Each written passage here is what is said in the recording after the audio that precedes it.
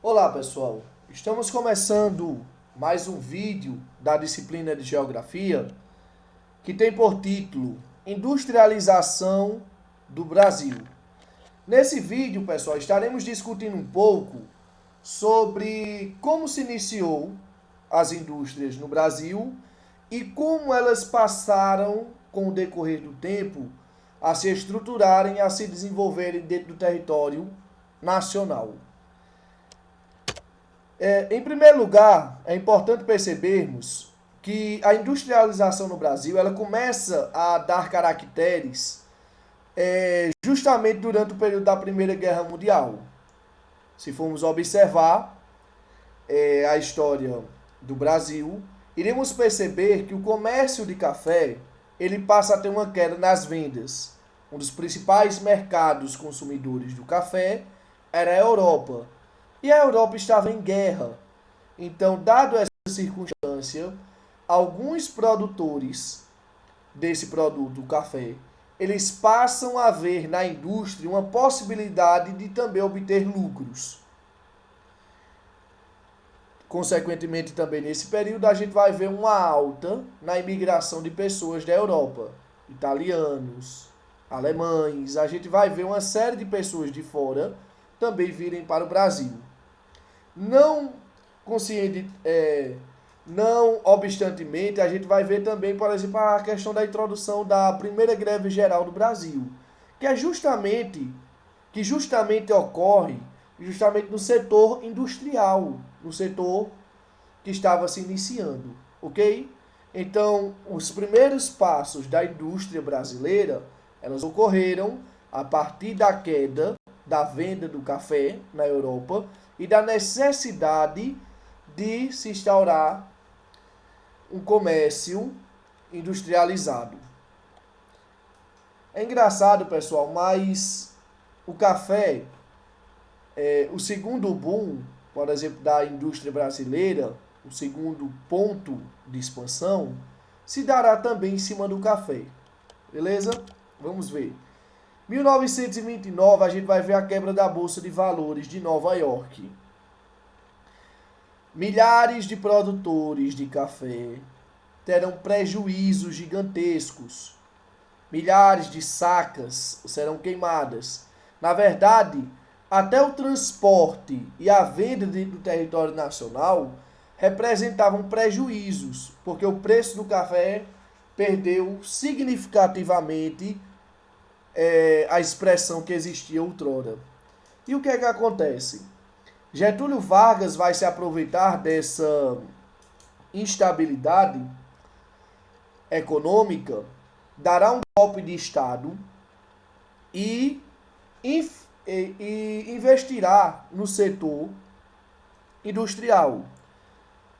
Getúlio Vargas não inicia o processo de industrialização, mas ele alavanca esse processo, investindo na criação da Vale do Rio Doce, investindo na criação da Petrobras, investindo em siderúrgicas, na indústria de base e procurando, a partir dessa indústria de base, diminuir o controle externo da economia, dentro da economia brasileira. Então a gente vai ver que a industrialização ela começa em meados da Primeira Guerra Mundial, por volta de 1914, e que a partir do ano de 1930 haverá um incentivo ainda maior a esse setor industrial. Só a partir do governo de Getúlio Vargas é que a gente vai ver uma substituição das oligarquias e do sistema café com leite que perdurava desde os anos iniciais da Primeira República, que vai se estender de 1889 até 1930.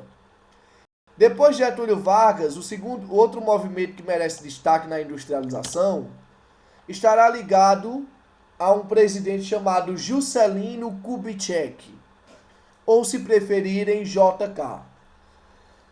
JK não é que também ele vai começar a produzir carros, mas ele influenciará a vinda de multinacionais estrangeiras como Volkswagen, Mercedes, entre outras estatais, entre outras multinacionais automobilísticas. Na verdade, nunca se produzirá tantos carros no Brasil como durante o governo de Juscelino. Até então, a quantidade de carros produzidos dentro do território nacional era praticamente insípida, era praticamente ínfima. A partir de Juscelino Kubitschek, a gente vai ver a popularização do Fusca e a popularização de vários carros, vários veículos automotivos. É claro que tudo isso tem um preço. A gente perdeu, por exemplo, a soberania, o direito de produzir, de criar nossa própria indústria automobilística. Hoje em dia, todas as marcas de carro que circulam no Brasil, elas são de ordem estrangeira. Porque um dos requisitos para que essas empresas viessem para o Brasil era justamente o governo brasileiro não criar estatais ligadas ao setor automobilístico. E mesmo depois do fim dessas concessões, o Brasil ainda não teve fôlego para poder reativar a indústria automobilística. De pegar o que aprendeu ao longo desses anos e colocar para frente. Então a gente vai ver um fortalecimento também do setor automobilístico. Uma integração, por exemplo, de setores industriais. Enfim, pessoal. Para finalizar, pessoal, eu trouxe esse mapa aqui também para a gente discutir.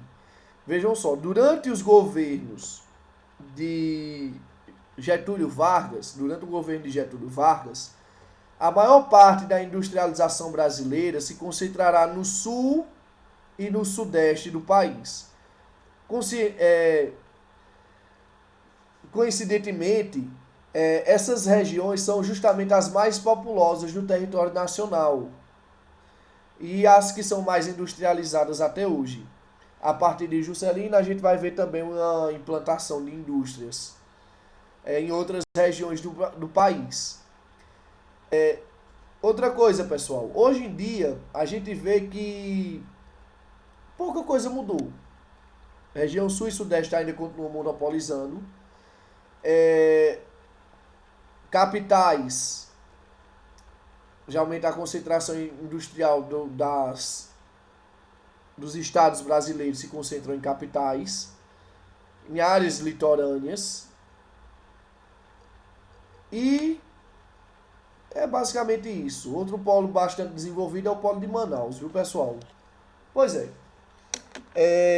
Agradeço a participação de vocês, a atenção. Qualquer dúvida concernente ao assunto, vocês podem entrar em contato comigo pelas redes sociais. E é isso, pessoal. Desde já, bons estudos para todos vocês.